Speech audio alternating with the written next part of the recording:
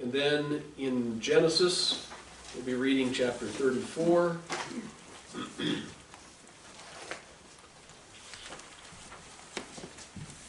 Genesis chapter 34. Now Dinah, the daughter of Leah, whom she had borne to Jacob, went out to see the women of the land. And when Shechem, the son of Hamor the Hivite, the prince of the land, saw her, he seized her and lay with her and humiliated her. And his soul was drawn to Dinah, the daughter of Jacob. He loved the young woman and spoke tenderly to her. So Shechem spoke to his father Hamor, saying, "Get me this girl for my wife." Now Jacob heard that he had defiled his daughter Dinah. But his sons were with his livestock in the field, so Jacob held his peace until they came. And Hamor, the father of Shechem, went out to Jacob to speak with him.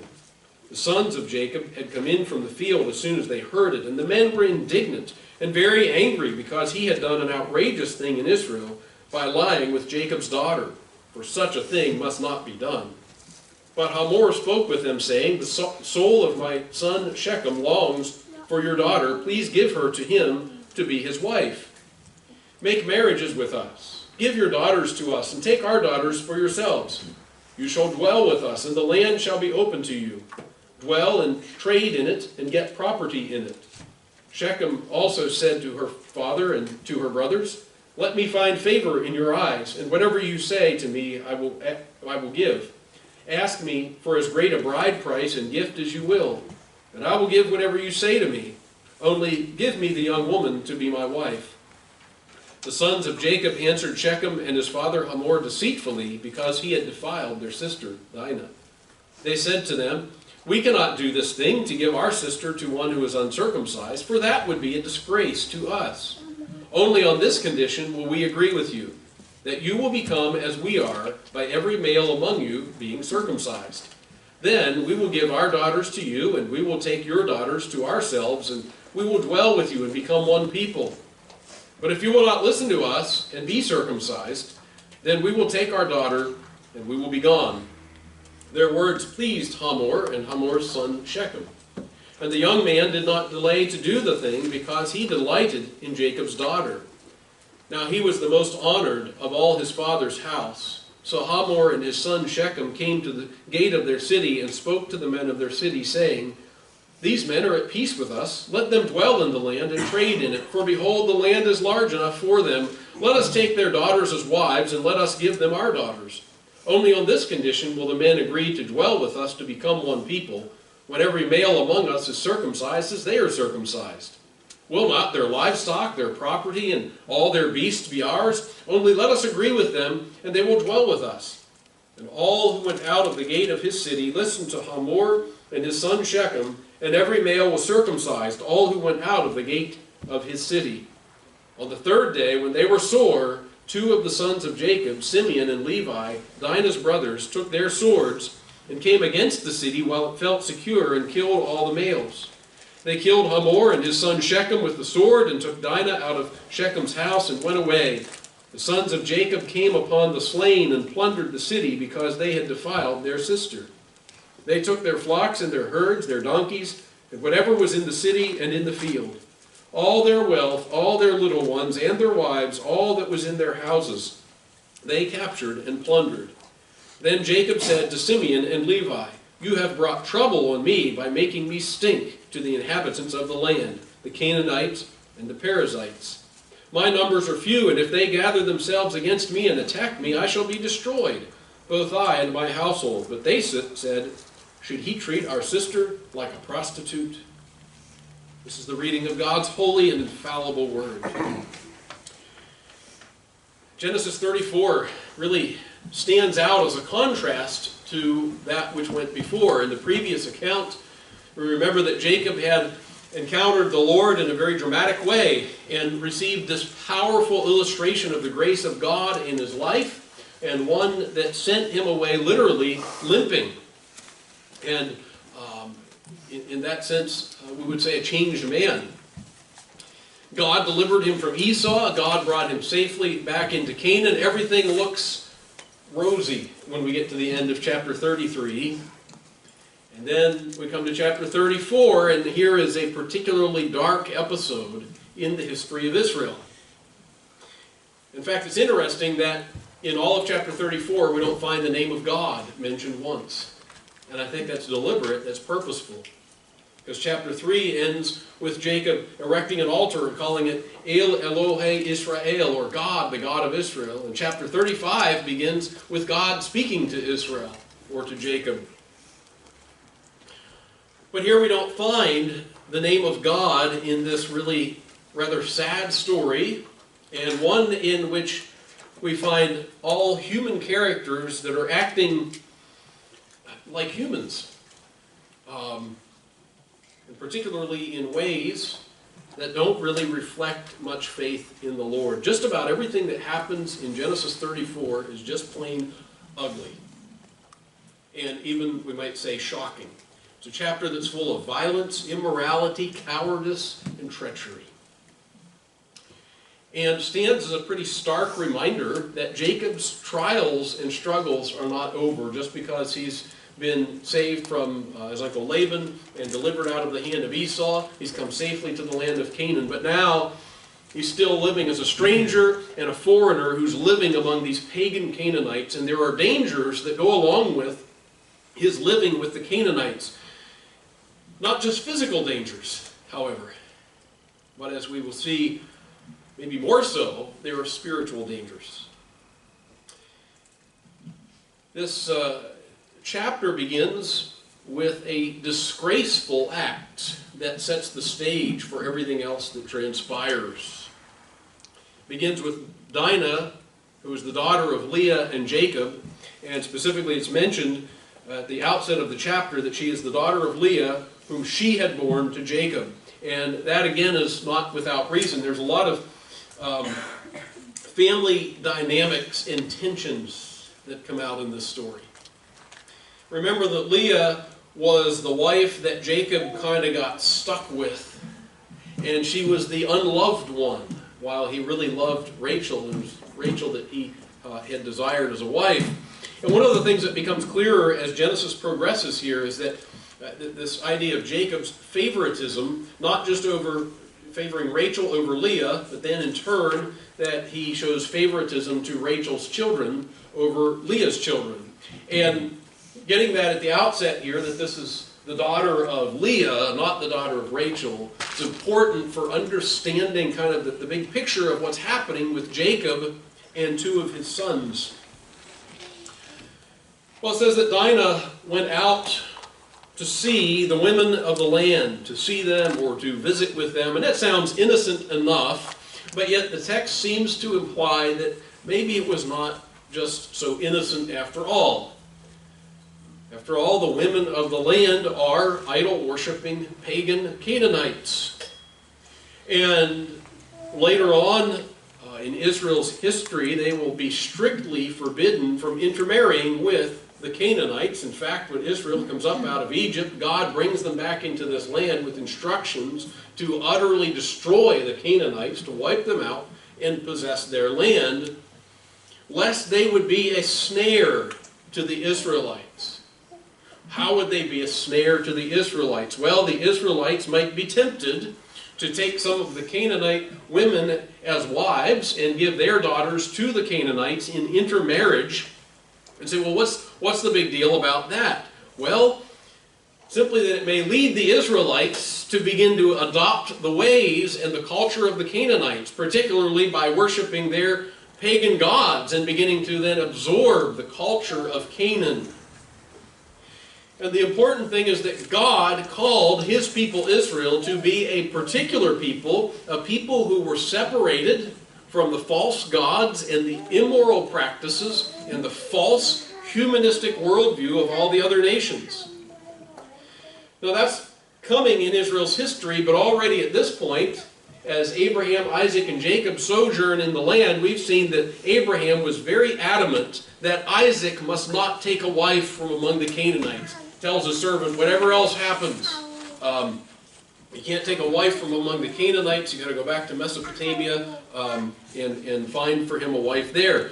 Isaac and Rebekah were deeply grieved by Esau's two Canaanite wives. that he took, because they must remain a distinct people. People who live as sojourners and foreigners in the land of Canaan. And when Dinah goes out then to see or to visit the women of the land, it seems like it implies more than just a very casual observation from a distance, so to speak. She seems to have an unhealthy interest in how the Canaanite women live and how they do things. And you might picture Dinah here as sort of the naive young girl who is anxious for her first experience of big city life. The text implies, at the very least, what she did was imprudent and showed an unwise, unhealthy interest in Canaanite society. Shechem was the son of Hamor, who was the prince of the land. In verse 2, in so many words, it says that he raped Dinah, Jacob's daughter. There's three short phrases that emphasize the disgracefulness and heinousness of what he did. He took her, he lay with her, he humiliated her. But then ironically, when you get to verse 3, there's another three phrases that describe his strong, affectionate feelings for her. His soul was drawn to her, he loved her, and he spoke affectionately to her. That phrase that says his soul was drawn to her is interesting because it uses the same word. It literally says his soul clung to her. Same word as we find in Genesis 2 to describe the relationship of a man to his wife when it says that he must leave his mother and father and cling to her. So in any case, he had strong feelings for her. He wanted her for himself. Now in one sense, Shechem seems to represent everything that is wrong with Canaanite society. And you have to kind of wonder, don't you, when you read it, he raped her and he loved her. And you say, well, those are two things that they don't go together, do they? Here's what's wrong in Canaanite society. And particularly the society that the Israelites would find when they come back into Canaan after 400 years in the land of Egypt. It was steeped in sexual immorality, and an immorality that was often tied to their idolatrous worship. Yet we should also remember that it's not like the people of God are above acting like the Canaanites. So you think of the instance in Judges chapter 19 and the shocking gang rape of a woman by the Benjamites in the city of Gibeah. Or we might think of Amnon, the son of David, who raped his half-sister Tamar. Then he hated her more intensely than it said he initially was drawn to her, and he threw her out. And when we think about it in that light, you get the idea of what's the problem of the Israelites getting too close and too interconnected with the Canaanites. The problem is certainly not that the Israelites are too good, that they are somehow inherently better than the Canaanites. The problem is they would far too easily become just like the Canaanites. So when we look at Shechem, I feel like in this text we are left with a tension, at least from our modern perspective, when we hear that, what he did in verse 2 and how he felt in verse 3. And we don't know all the circumstances and all the details. Certainly there's no excuse for what Shechem did. It was a heinous and a violent crime, yet the flip side is that from the way the text describes it, it sounds like for whatever reason, afterward he was trying to do something that he, as he saw it anyway, trying to do what was right. And you got to wonder, well, was he sorry afterwards and trying to make amends? And the text really doesn't say that. But at least he wanted to marry the girl, which is more than you could say for Amnon later on in Israel's history. He wanted to go through the proper procedures now, after the fact, of what he had done wrong. Now, under the law of God that Moses would give to the Israelites later, in this kind of situation, Shechem would have been required to marry Dinah and to pay an exorbitant bride price of 50 shekels. And he would never be able to divorce her. That's what the law of God would say. In essence, that's exactly what he's proposing to do. To pay, and you'll see down in verse 12, ask for me as great a bride price and gift as you will, and he's willing to pay a large bride price and add to it an additional gift to make amends for what he's done, it seems. All of that then sets the stage for the largest part of this text, which has to do with the negotiations that come about over this sordid affair of Shechem and Dinah.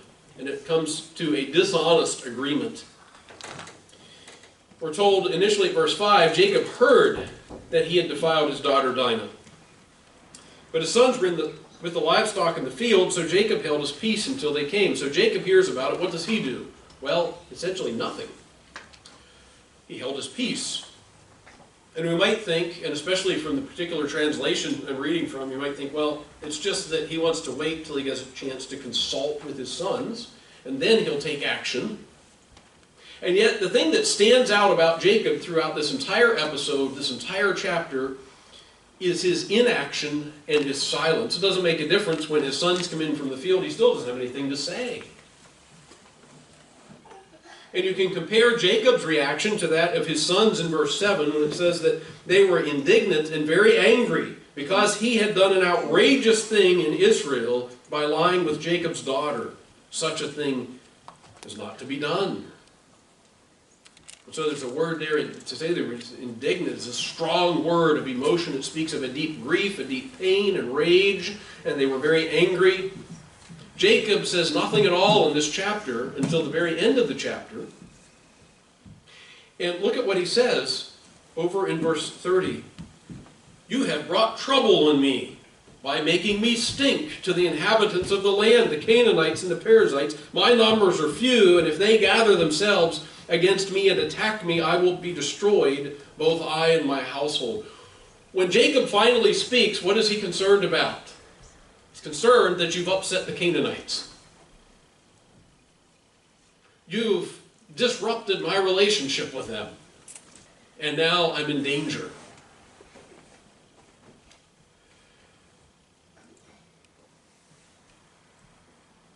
I want to suggest that Jacob is a big part of the problem here. His passivity and fear. In fact, it would suggest that it begins in the very first verse, or rather, the very first verse when Dinah goes out to see the women of the land, and Jacob has nothing to say about that either. He's not concerned about her visiting with them, doesn't do anything about it.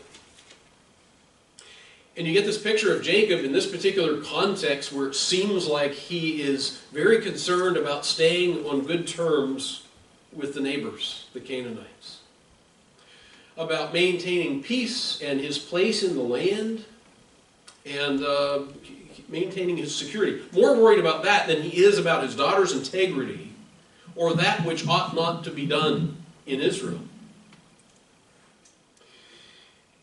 And all of this, again, will highlight the family tensions. Why we were reminded in the very first verse that Dinah is Leah's daughter. Apparently Jacob doesn't care that much about Dinah because that's Leah's daughter. And all of this, it seems, contributes to what happens afterwards. Because of Jacob's inaction, his sons take matters into their own hands, and it results in a bloody massacre. Well, this is interesting in contrast to the Jacob that we left off in chapter 33. The Jacob who had had that dramatic experience of wrestling with the angel of the Lord. And he was delivered from Esau. He built an altar to God. And remember that Jacob received a new name in that episode. But this says to me that there's still an awful lot of Jacob left in Israel. As we now find a man who's paralyzed by self-interest and by fear. In the same way, Christians are new creatures in Christ, have received a new identity in Christ, are those who are made new by the Holy Spirit. And yet, we could say there's still a lot of Jacob in us as well. Still a lot of the old nature hanging on that often raises its ugly head. The negotiations begin when Hamor, in contrast to Jacob's doing nothing, Hamor came to speak with him. And before long he finds that it's really Jacob's sons that he needs to negotiate with. Jacob stays in the background throughout all of this, and it's Dinah's brothers who do the speaking. Now, Hamor's proposal is twofold. First, he is asking them to give Dinah in marriage to his son Shechem. And in verse 11, Shechem pipes into that conversation. Let me find favor in your eyes, and whatever you say to me, I will give. By the way, you have to remember that this is a heavy-handed kind of negotiation. That Hamor and Shechem are negotiating from the high ground, as it were, because Dinah has not been returned home. She's still in Shechem's house. And again, the text is not entirely clear if she's there by her own free will or if she's being held hostage while the negotiations take place. But it sort of begs the question, what's going to happen if they refuse? And I think that plays into the part of the response that comes from Jacob's sons when they said, and if not, we'll take our daughter and be gone. And it seems that what they're saying is, we'll come take her. Not we'll keep her, but we will come take her from you. That seems like a veiled threat. Well, the second part of the proposal goes quite a bit further. It's proposing full-scale intermarriage and literally becoming one people with them. And essentially what Hamor is offering to Jacob is to have the full rights of citizenship in the land, the free use of the land, saying that they can settle there, they can remain there, go about in the land, make profits, saying this will be beneficial for you. We'll make you citizens. Note that what is being offered, however, is really what God has already promised to Jacob that he would give. Possession of the land and blessing in it. But also notice that what Hamor is offering to Jacob is something that will appeal to the desire for wealth, comfort, and security in the land.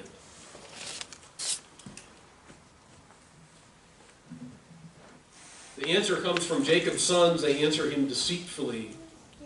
In verse 13, it says, because he had defiled their sister Dinah.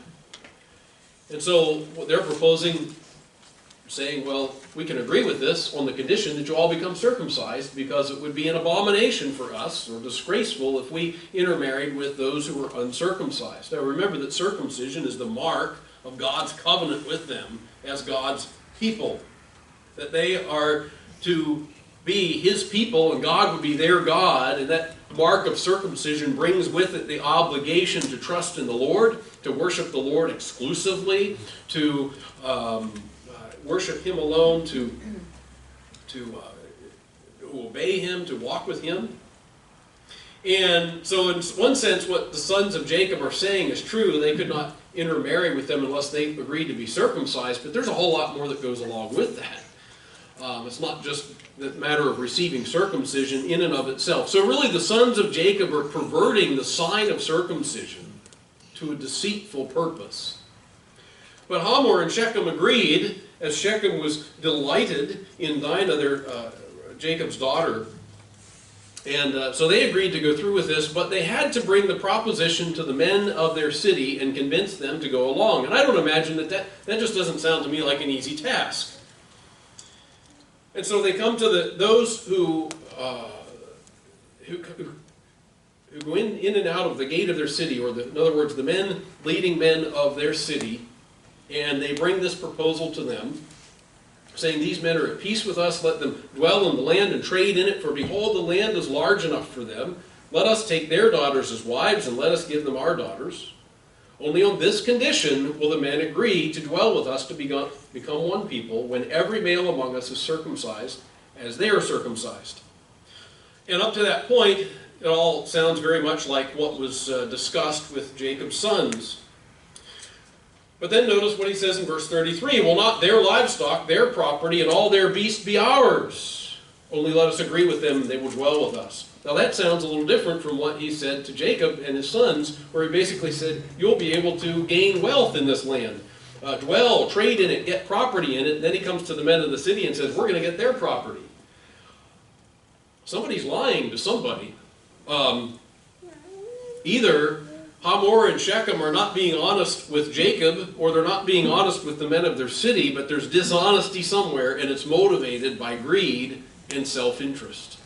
So here you see dishonesty, deceitfulness, and treachery on both sides of this negotiation. But all of this really brings us to the real danger of living among the Canaanites through this whole negotiation.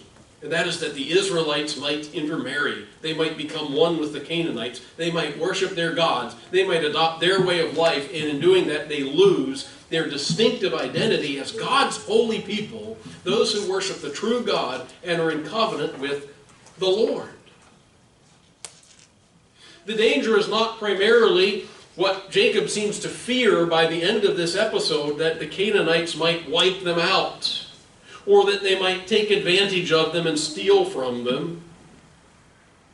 The real danger of living among the Canaanites was the danger of compromise, and that they might adopt the religious and moral life of Canaan.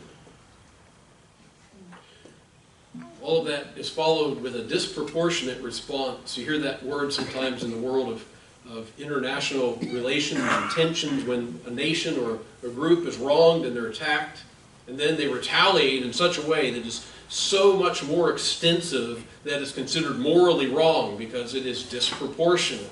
It's exactly what happens here with Simeon and Levi. Now, Simeon and Levi, you might remember, are Dinah's full brothers. They're also they're sons of Leah. So they kind of took her honor into their own hands. And they waited until the men of the city were incapacitated with the pain of circumcision. They took their swords, they came to the city, and they killed all the males. They killed Hamor and Shechem, took Dinah from Shechem's house. And all of that was just phase 1. Phase 2 of what happens comes in verse 27, when the sons of Jacob came upon the slain and plundered the city because they had defiled their sister. They took their flock, and you notice there's a long description of, they took their flocks, their herds, their donkeys, whatever was in the city, all their wealth, their little ones, their wives, all that was in their houses, they captured and plundered. And the thought here is that while the Canaanites thought that they would plunder the wealth of Jacob and his sons, it turns out to be the other way. It is Jacob and his sons who plunder the wealth of the Canaanites.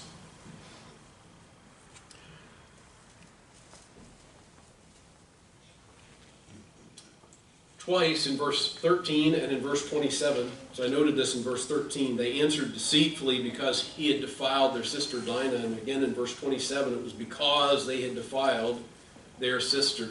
So twice you see that phrase, this is why, this is the rationale for this killing and plundering of the city of Shechem.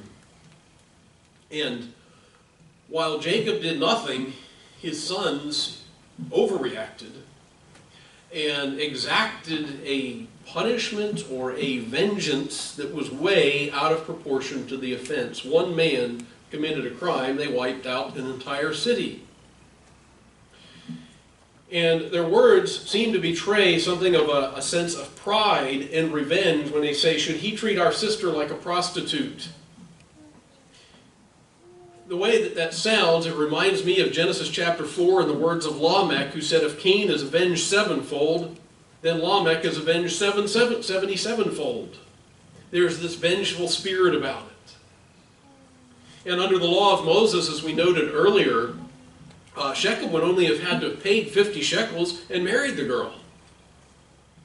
So on the one hand, there's no excuse for what Shechem has done and his treatment of Dinah. There's also no excuse for the murderous rampage that resulted from this when Simeon and Levi come upon this city with a bloody, bitter, unwarranted vengeance on the entire city.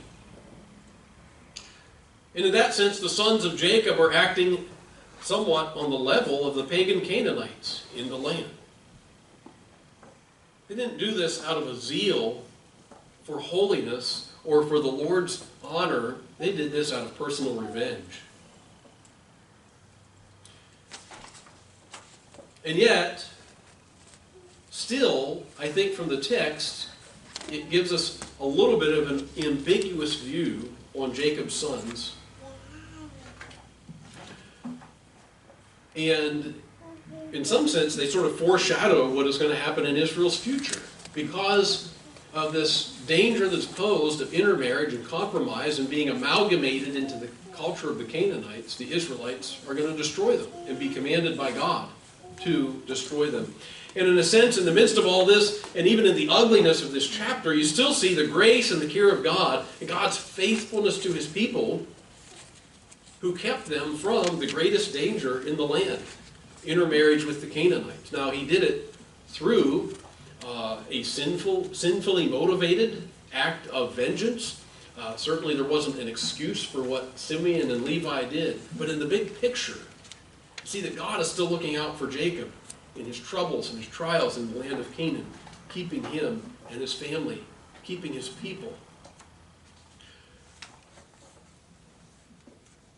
Jacob and his family were called to live as foreigners, as sojourners in the land of Canaan. The greatest danger from the Canaanites was a spiritual danger. It was the danger that they could cause God's people to fall into idolatry with all of its associated evils. I think we can draw a parallel to the people of God today, as we are still God's redeemed people, blessed by grace to have been called out of the world,